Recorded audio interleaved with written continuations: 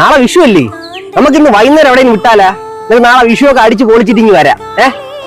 ഞാനില്ല, നീ ഒറ്റയ്ക്ക് പോയാൽ മതി. അതെന്താ നീ അങ്ങനെ പറഞ്ഞത്?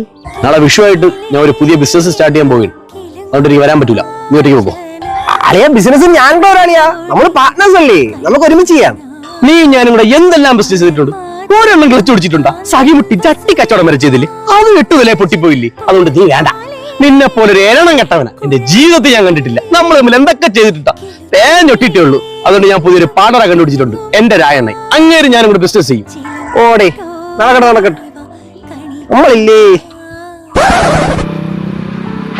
ഇതാണല്ലേ കടിക്കുന്ന ചേച്ചി, വരി കടിക്കുന്ന. ആ ചക്ക, മാങ്ങ, തേങ്ങ, ചക്ക എല്ലാം ഉണ്ട്. വരി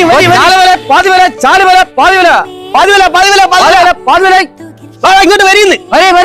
ഓ, ഇതായിരുന്നല്ലേ നിന്റെ ബിസിനസ്? മാങ്ങ, ചക്ക, തേങ്ങ, കണി